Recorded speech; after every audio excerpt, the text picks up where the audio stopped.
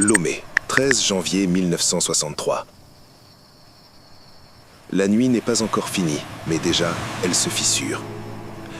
La ville respire lentement, presque paisiblement. Pourtant, quelque chose ne va pas. L'air est dense, oppressant. Comme si, dans l'obscurité, un drame retenait encore son souffle.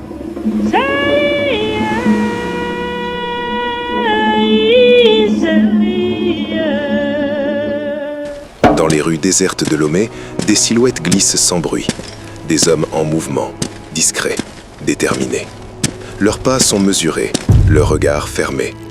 Ils avancent comme si l'issue était déjà écrite. Rien n'a encore commencé, mais tout est déjà irréversible. Au cœur de cette nuit fragile, un homme ignore qu'il vit ses dernières heures de pouvoir, et peut-être de vie. Sylvanus Olympio. Premier président d'un Togo indépendant, il porte une ambition rare. Celle d'un pays libre, souverain, maître de son destin. Une vision fière, une vision exigeante. Mais dans les coulisses, cette vision dérange. À Paris, on s'inquiète. Dans les casernes, on enrage. Elle contrarie des intérêts, elle frustre des hommes. Depuis des semaines, la colère monte, silencieuse, sourde. Des anciens soldats laissés pour compte, des hommes formés pour obéir aux soldats togolais démobilisés, les demi-soldes, frustrés de ne pas être réintégrés dans l'armée, désormais sans place, sans reconnaissance.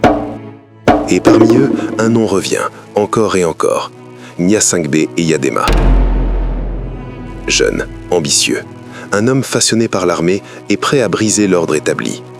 Pour lui, le pouvoir n'est pas un discours, c'est un impact. Il est environ 5 heures du matin. Puis soudain, le silence explose.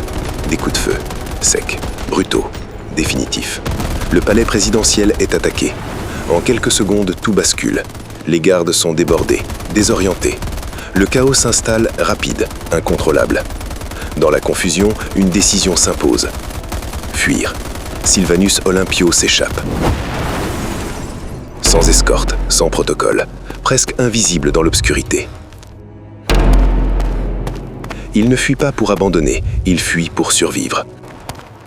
Pieds nus, il traverse la nuit. Chaque pas résonne comme un compte à rebours. Son objectif, l'ambassade des États-Unis. Un refuge, peut-être.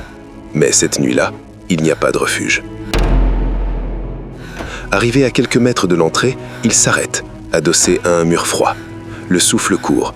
Le monde semble suspendu. Peut-être espère-t-il encore. Peut-être sait-il déjà.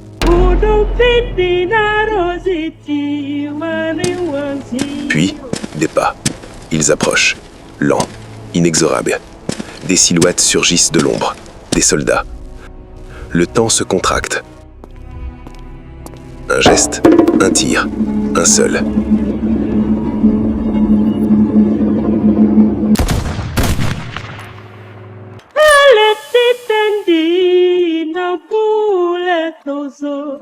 Et dans l'écho de cette détonation, l'histoire du Togo bascule. Le lendemain, le silence n'est plus le même. Le corps de Sylvanus Olympio repose, immobile. Avec lui disparaît plus qu'un homme. C'est une vision, une promesse d'indépendance pleine et entière. Un espoir fragile, brutalement interrompu.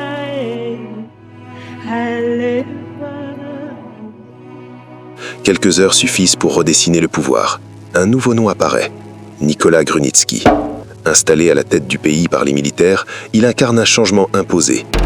Pas une transition, une rupture. Ce jour-là entre dans l'histoire comme le coup d'État togolais de 1963. Le premier. Le premier d'une série de secousses qui bientôt traverseront tout un continent. Ce n'est pas seulement un homme qui est tombé ce matin-là. C'est le premier domino d'une tragédie continentale.